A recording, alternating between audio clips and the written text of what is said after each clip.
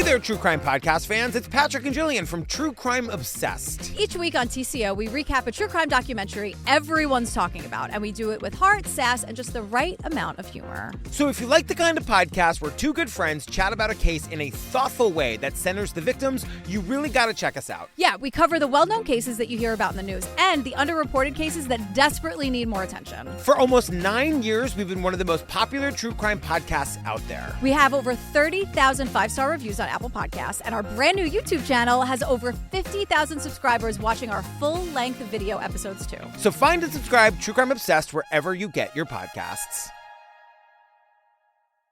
Hi friends, it's Tiffany Reese, and today we're bringing you a special Data Points deep dive episode on the history and importance of voting in the United States. I want to give a special shout out to Broken Cycle team members Amy B. Chesler, Lily Rowe, and Becca High for working on this episode alongside me. With the elections getting closer, it's natural to discuss the importance of voting and the history of it in our country.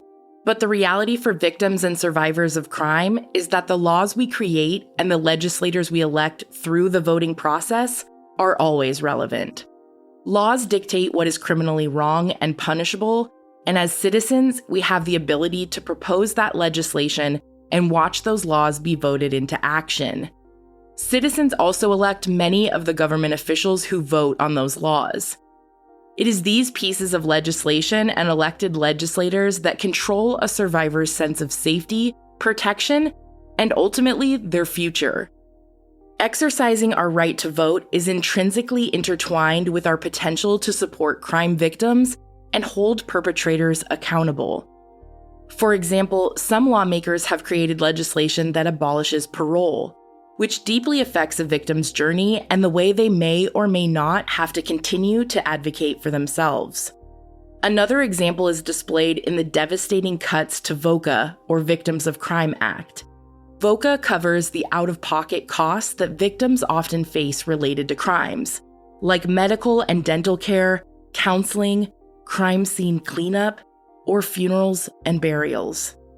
In 2024, VOCA stood to potentially lose over $700 million of funding because of cutbacks made by elected leaders in Congress.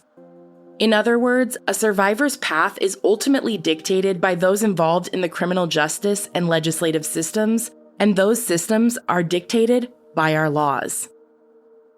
There are 3 types of elections that citizens take part in: primary, general, and local elections. There can also be special elections in which the voting process is used to fill a vacancy. In a presidential primary election, voters from specific political parties are casting ballots for whom they think will be the ideal candidate on the ballot in the next presidential election for their registered party.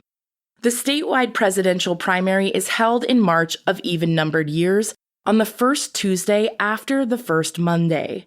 Statewide primary elections offer voters a chance to select candidates at the state level. General elections are held in a whole state and are elections that are not limited to voters in a particular party or specific locality. The purpose of a presidential general election is to make a final choice among the various candidates. The purpose of the statewide general election for state and congressional offices is for voters to make a final choice between the 2 candidates who received the most votes. These choices for federal public officials are made by voting on the November ballot. Election Day, as it's come to be known, is statutorily set by the U.S. government as the Tuesday after the first Monday in November. Statewide measures can also be placed on the November ballot. Despite the term Election Day being generally applied to the presidential general election that occurs every 4 years, there are several other opportunities that allow you to cast a ballot. Congressional elections occur every 2 years for the members of the U.S. House of Representatives and every 6 years for each class of senators. There are also yearly elections that occur locally and at the state level. It is immensely important for those of us with the power to vote to use our voice to make our choices known, especially in local and state elections. Officials elected to those positions will have the power to directly affect the way you live your life in your community. Voter turnout, which is the term applied to the percentage of voters that submitted ballots compared to the number of eligible voters, can be incredibly varied. For example, according to Pew Research, quote, the elections of 2018, 2020, and 2022 were three of the highest turnout U.S. elections of their respective types in decades. About 2/3, or 66%, of the voting eligible population turned out for the 2020 presidential election, the highest rate for any national election since 1900. The 2018 election, with 49% turnout, had the highest rate for a midterm since 1914. Even the 2022 elections turnout, with a slightly lower rate of 46%, exceeded that of all midterm elections since 1970. End quote.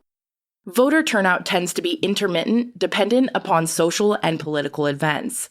As Pew Research points out, the turnout of intermittent voters often defined the outcome of an election. And although voting has always been important, especially to crime victims, we haven't always been allowed the power and ability to exercise our vote. In fact, the American government has historically restricted and/or abolished the power to vote for large groups of marginalized people. Voting suppression, which dates back to the beginning of American history, makes it even more necessary to educate ourselves and take advantage of our voting power. Voting suppression is any action that's done with the purpose of reducing voting or registering to vote for members of a targeted racial community, political party, age range, religious group, or other marginalized community. According to Britannica, the most frequent victims of voter suppression in America have been members of the African American community. But in order to truly understand the depths with which many communities have had to fight to establish their voting rights, we have to go back to the beginning.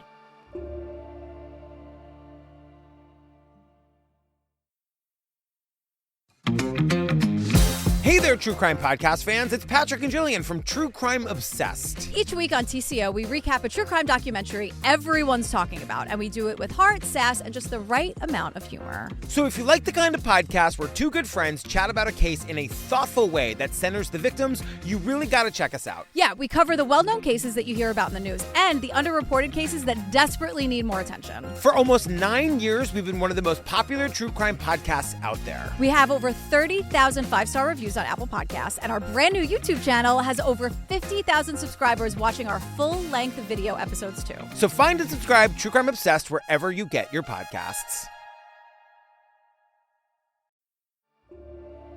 When America was founded in 1776, the country was in a very unique position. Up until then, most organized governments were led by a monarch, or someone who generally gained their position through birth. In their attempt to gain political freedom, America's founding fathers developed a voting process rooted in democracy, which is a type of government largely run by elected officials. However, the U.S. Constitution, which was first upheld in 1789, didn't define specific voting rights. Instead, it proposed that each state be given the power to regulate their own. As part of the Constitution, the Founding Fathers also established the Electoral College, which was originally proposed to offer a compromise in the election of the president by a vote between Congress and the popular vote of qualified citizens. Within the Electoral College, each state receives a certain number of electors based on the size of the state's population. The state's electors would then cast 2 votes for president. The candidate who gained the most electoral votes became president, and the runner-up became vice president. Traditionally, the Electoral College members cast their vote for the candidate who received the popular vote in their state. However, there is no law that states that electors must offer their vote to the popularity voted candidate in their state. As a result, those that oppose the Electoral College often draw attention to the fact that the system seemingly distracts from our individual voting power. Lesser known is that the Electoral College has racist origins. At the time of the establishment of the Electoral College, the populations in the North and South were approximately equal. However, about 1/3 of those living in the South were forced to be enslaved. The Southern region would have less power in a popular vote system because such a large portion of the population was unable to vote. The ultimate solution was an indirect method of choosing the president or the development of the Electoral College. With about 93% of the country's enslaved persons in just 5 southern states, that region was the undoubted beneficiary of the compromise. And the Electoral College's roots in bigotry drew opposition when it was created, and it surely continues to draw opposition to this day. Not long after the Electoral College's inception, the first presidential election occurred in 1789. In that election, voting rights were granted to white, male landowners over the age of 21, except in New Jersey, where women who were property owners were also allowed to vote. New Jersey representatives specifically added language in their voting clause to include female landowners as eligible voters, which was revolutionary at the time. In most states, Catholics, Jews, and Quakers were barred from voting, whether they were white male landowners or not. Then in 1790, the naturalization law was passed in order to define what U.S. citizenship could include, and in turn, which white male landowners were allowed to vote. The law stated that, quote, only white immigrants who had lived in the United States for at least 2 years and were of good character were eligible for citizenship, end quote. Over the next couple hundred years, Americans would continue to debate over the voting standards, or if the laws should be loosened. In 1792, New Hampshire was officially the first state to remove the land ownership requirement for voting. At that time, New Jersey was still the only state in the country that allowed women to vote. Shortly thereafter, the 12th Amendment was proposed as a result of the 1800 election tie between Thomas Jefferson and Aaron Burr. Then in 1804, the year Aaron Burr would kill Alexander Hamilton in a duel, the 12th Amendment was ratified. The 12th Amendment changed the voting landscape forever. Instead of casting 2 ballots for president, Electoral College members now distinctly cast 1 vote for president and 1 vote for a vice president, which remains to be the case today. Then, in November 1807, the New Jersey state legislature stripped the vote from women, people of color, and recent immigrants because of, quote, regional controversies within the state over slavery, voter intimidation at the polls, fear of foreign influence, and a backlash against women's political gains, end quote. And despite the ongoing late 1700s and early 1800s argument over whether women and people of marginalized communities should be allowed to vote, legislators would now come to agree that land ownership should not be a requirement for voting, making white men over the age of 21 the only eligible voters in America. Over the span of 64 years, the rest of the states would model New Hampshire's 1792 decision and abolish the land ownership voting requirement, with the last state being North Carolina in 1856. The early to mid-1800s in America began a time of growth and hope for many white citizens. However, the reality for minority communities was much more restrictive. Although slavery had begun in America even prior to colonial times, the mid-1800s marked a period of heightened devastation and impact on African American communities. By that time, many major American industries relied deeply on slavery, at the cost of millions of lives. As a result, there was a great deal of civil unrest between the highly polarized North and South, with slavery being at the forefront of their humanitarian-based arguments. In 1857, a Supreme Court ruling in the Dred Scott case added to the polarization in the country. The ruling stated that Congress could not prohibit slavery because the Constitution protected the property rights of slaveholders. Then, in 1861, American citizens elected Republican Abraham Lincoln as president, which led to even more unrest. His political campaign success was a sign to the Confederate South that they had lost some of their power. Ultimately, the Civil War began on April 12, 1861, mere months after Lincoln was elected. Despite the country's unrest, President Abraham Lincoln declared the Emancipation Proclamation in 1863, freeing enslaved people held in Confederate states. As the National American Museum of African American History and Culture states, the 13th Amendment made the emancipation federal policy, was signed by President Abraham Lincoln on February 1, 1865, and was ratified on December 6, 1865. However, just 2.5 months after signing the 13th Amendment, President Lincoln would be assassinated by a white supremacist who opposed his anti-slavery views while attending the theater with his wife. Lincoln's presidential successor was Andrew Johnson, a man whose beliefs were notoriously far more conservative than Lincoln's. Although under his presidency, Johnson did retain the 13th Amendment, he did allow increasingly more and more, quote, black codes to regulate those who were now freed, similar to pre-Civil War regulations. Northerners were outraged at the revived racism and began to call for radical Reconstruction. As a result of the political and social unrest in America at this time, a group of vicious bigots created an underground cult that they would infamously dub the Ku Klux Klan on December 24, 1965. This white supremacist group, which would come to be known as the KKK, worked tirelessly to target, torment, terrorize, and even slaughter civil and voting rights workers all over the country. However, human rights activists continued to fight to be heard.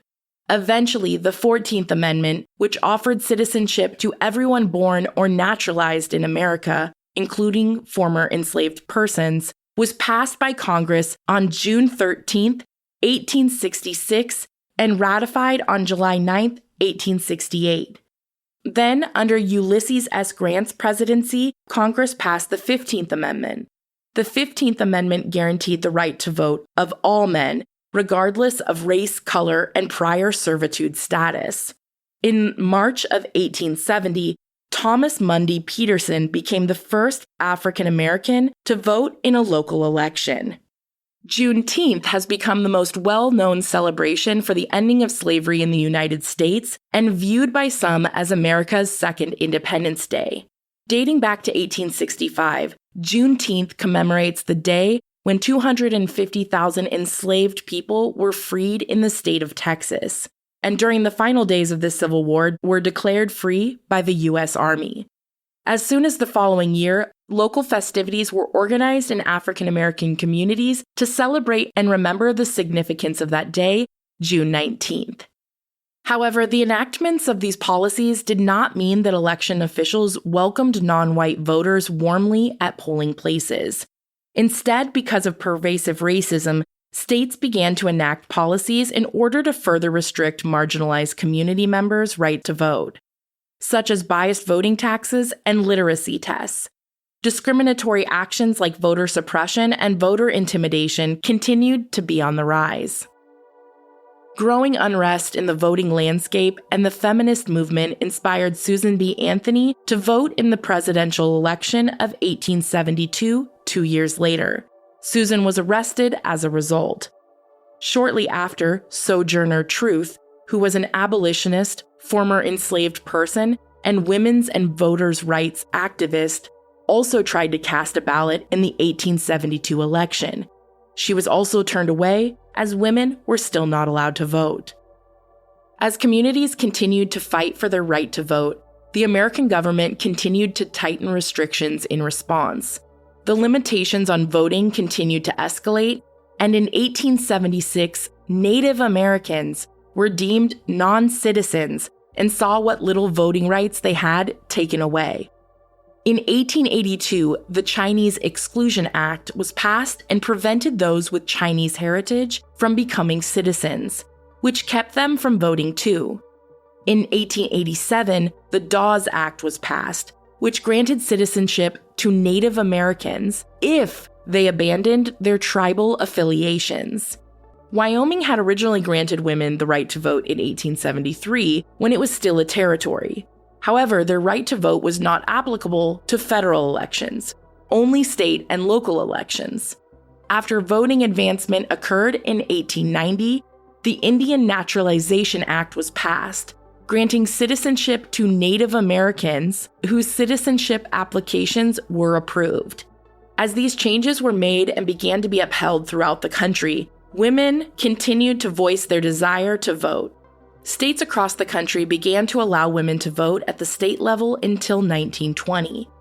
Throughout that time, the suffragette movement expanded throughout America. The suffragettes were a group of women who campaigned for women's right to vote. Their creative actions and slogans snagged the attention of many citizens as they used mottos like "deeds not words" and "justice not favors." They successfully protested all over the country, with their first march taking place in 1908 in New York. The suffragette movement had many opposers and faced much backlash. In fact, over 1,000 women were arrested from the start of the 20th century to the beginning of World War I while trying to vote or while protesting for their right to vote. Women imprisoned for these offenses were often assaulted and brutalized during their imprisonment. Notoriously, on November 10, 1917, 33 suffragettes were arrested and jailed for protesting outside of the White House. Hours later, they would be subjected to violent abuse and assaults at a North Virginia prison. The suffragists would end up entitling their treatment on November 14, 1917, as the Night of Terror. Word spread of their experiences, which, according to the Washington Post, helped galvanize public support of the suffrage movement. Finally, in 1920, only about 100 years ago from today and about 140 years after America was founded, women were granted the right to vote with the 19th Amendment. However, these rights remained primarily reserved for white women. American history repeated itself, and as one faction of citizens gained access to voting and the powers related to it, another group was further marginalized. World War I had taken place and left a large impact on the world. As a result of this war, there was heightened racism towards Japanese Americans. The Supreme Court ruled that people of Japanese heritage were ineligible to become naturalized citizens in 1922. And in 1923, all Americans of Southeast Asian and Indian descent were banned from becoming naturalized citizens. Then, in 1924, the Citizenship Act granted citizenship to Native Americans. In reaction to the act, many states began passing laws and policies prohibiting Native Americans from voting. The restrictions continued to become even more pervasive in 1925 when citizens of the Philippines were barred from U.S. citizenship unless they served 3 years in the U.S. Navy. The next years in American history were greatly impacted by the Great Depression and World War II. Black citizens faced the highest rate of unemployment in the 1930s. Heightened tension remained amidst an insecure, unstable time. Then, when war became an unavoidable reality, minority communities were forced to be frontline warriors for the U.S. While many male citizens were deployed to fight in World War II, women were finally allowed into the American workforce at much greater rates. With these newfound opportunities and responsibilities, many marginalized communities demanded more freedom. Still, many years would pass and many communities would continue to be massively underrepresented in the election process. Then, in 1952, the McCarran-Walter Act granted all people of Asian ancestry the right to become citizens, effectively granting them the right to vote.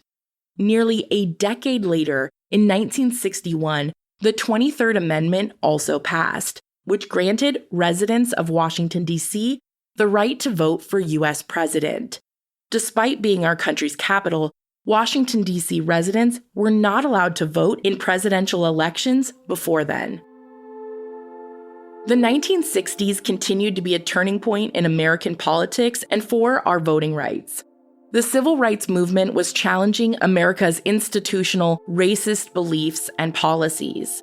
Then the murders of civil and voting rights activists James Chaney, Michael Schwerner, and Andrew Goodman in Mississippi on June 20th, 1964, demanded the attention of the federal government. A gang of over 20 KKK members killed the boys, with the aid of a local deputy sheriff because of the young men's local efforts to enable equal access to voting and education. In 1967, according to the Federal Bureau of Investigations, 7 of the 18 defendants would be found guilty, including Deputy Sheriff Price, but none on murder charges. One major conspirator, Edgar Ray Killen, went free after a lone juror couldn't bring himself to convict a Baptist preacher. Not long after the boys' murder, a 600-person civil rights protest was terrorized by a group of white state troopers in Selma, Alabama on March 7, 1965. This day became known as Bloody Sunday. Dr. King, how are things shaping up now for tomorrow? Things are shaping up beautifully. We have people coming in from all over the country. I suspect that we will have representatives from almost every state in the Union, and naturally a large number of people from the state of Alabama. And we hope to see, and we plan to see, the greatest witness for freedom ever taken place, that has ever taken place on the steps of the capital of any state in the South. In 1965, a group of young people, students and others, attempted to cross the Edmund Pettus Bridge in Selma, Alabama, to march 50 miles from Selma to Montgomery, to dramatize to the nation and to the world that people wanted simply to register to vote. They came toward us, beating us with nightsticks and bullwhips, trampling us with horses, and releasing the tear gas. At the foot of that bridge, I was beaten. I thought I was going to die. I thought I saw death. I felt like it was the last demonstration. It was the last protest act on my part. Like I was going to take my last breath from the tear gas. I saw people rolling, heard people screaming and hollering. We couldn't go forward. If we tried to go forward, we would have gone into the heat of battle. We couldn't go to the side, to the left or to the right. We would have been going over into the Alabama River. So we was beaten back down the streets of Selma, back downtown to the Brown Chapel AME Church. I don't know to this day how I made it back to the church. I do remember being in the church and making a statement to the crowd that assembled there. And I said something to the effect that I don't understand how President Johnson can send troops to Vietnam, can send troops to the Congo or to San Domingo, and cannot send troops to Selma, Alabama to protect black people who want the right to register to vote, to participate in the democratic process. The Monday after Bloody Sunday, after we were beaten in Selma, Dr. King came to my hospital bedside and said, "John, don't worry." I issued a call for religious leaders to come. The events in Selma had been brought to a climax by a nighttime attack on a white Boston minister by white men. He died 2 days later. President Lyndon Johnson spoke to the nation. So I ask you to join me in working long hours, nights, and weekends if necessary, to pass this bill. And I don't make that request lightly. Far from the window where I sit with the problems of our country, I recognize that from outside this chamber is the outraged conscience of a nation, the grave concern of many nations, and the harsh judgment of history on our acts. But even if we pass this bill, the battle will not be over. What happened in Selma is part of a far larger movement which reaches into every section and state of America. It is the effort of American Negroes to secure for themselves the full blessings of American life.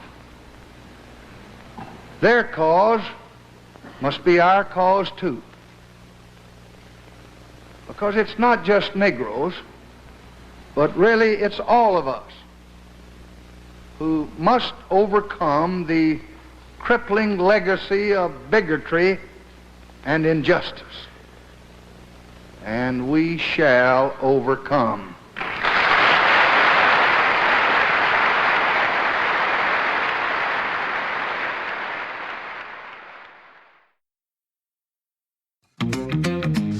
Hey there, True Crime Podcast fans. It's Patrick and Jillian from True Crime Obsessed. Each week on TCO, we recap a true crime documentary everyone's talking about, and we do it with heart, sass, and just the right amount of humor. So if you like the kind of podcast where two good friends chat about a case in a thoughtful way that centers the victims, you really got to check us out. Yeah, we cover the well-known cases that you hear about in the news and the underreported cases that desperately need more attention. For almost 9 years, we've been one of the most popular true crime podcasts out there. We have over 30,000 five-star reviews on Apple Podcasts, and our brand new YouTube channel has over 50,000 subscribers watching our full-length video episodes too. So find and subscribe True Crime Obsessed wherever you get your podcasts.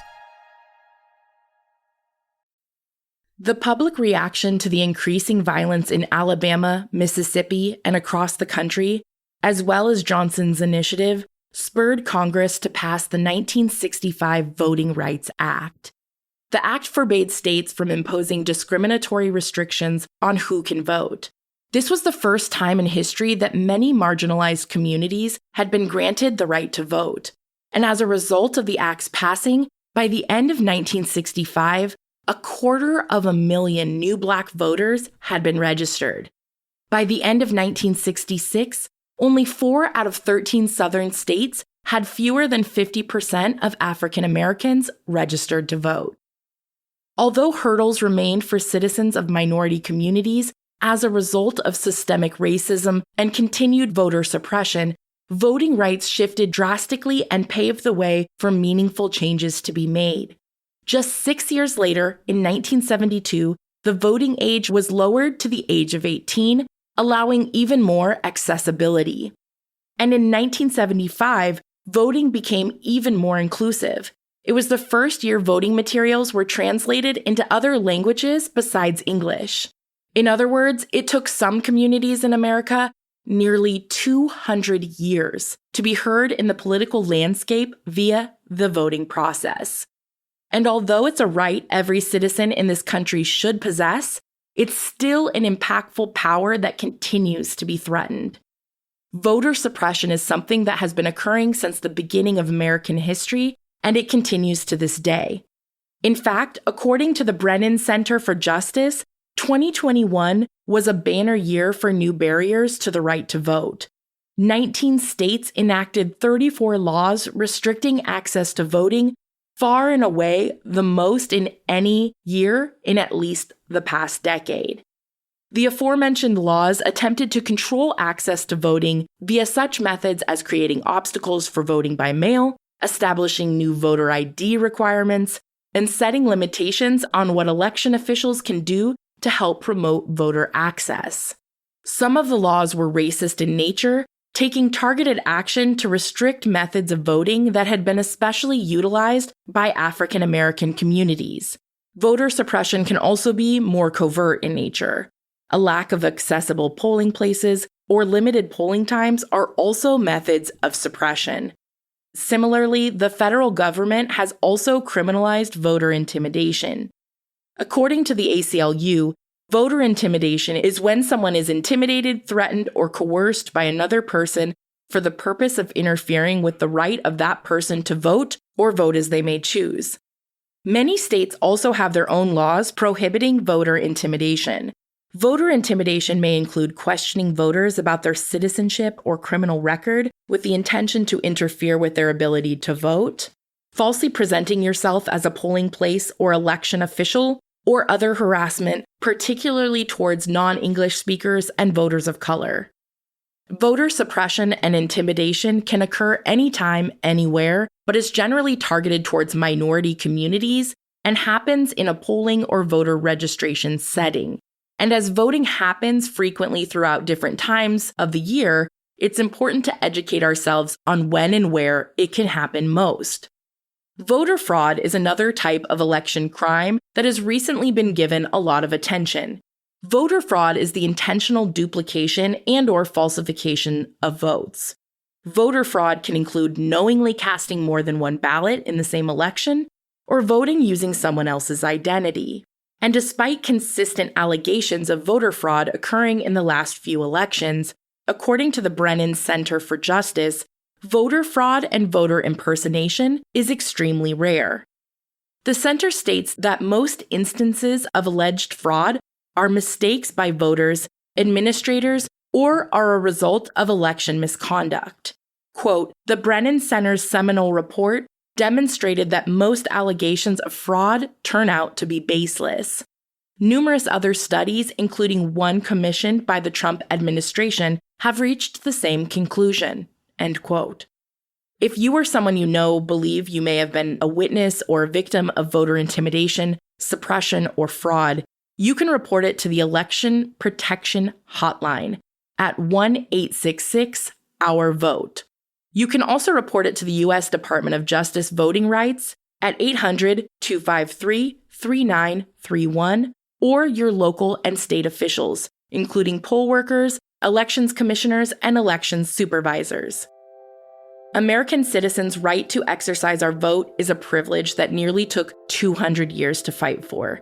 Therefore, we should not take it for granted. It's also important for us to become allies for those who may be experiencing voter suppression or intimidation. Ways that you can help include bringing awareness, encouraging voter registration and voter turnout, sharing election information, or volunteering your time to register voters, or even working at a polling place. The United States Election Assistance Commission link is included in the episode notes in the event that you'd like to volunteer to be a poll worker. Other nonprofit organizations are making an effort in the voting landscape. Vote.org is a great resource that offers ways to register to vote, check your registration, vote by mail, see what's on your ballot, get election reminders, and find volunteer opportunities. The National Association of Social Workers is also making efforts to increase voter participation. They've created several successful collaborations with organizations such as Rock the Vote, Voto Latino, and Nonprofit Vote, whose purpose is also to help other nonprofit organizations engage the people they serve in voting in elections. The NASW has also partnered with the National Voting Rights Task Force, whose mission is to offer tangible steps to ensure voters in your community have access to vote. For a more comprehensive list of organizations that are working to help increase voter accessibility and decrease voter suppression, please visit somethingwaswrong.com/resources. Many of the amazing groups listed on the website are only able to exist because of the community's help and support from people like you. If you would like to find out more information about volunteer opportunities, please feel free to visit the resources page and reach out directly to the organizations of your choice. I'm Tiffany Reese. Thank you so much for listening and learning with us.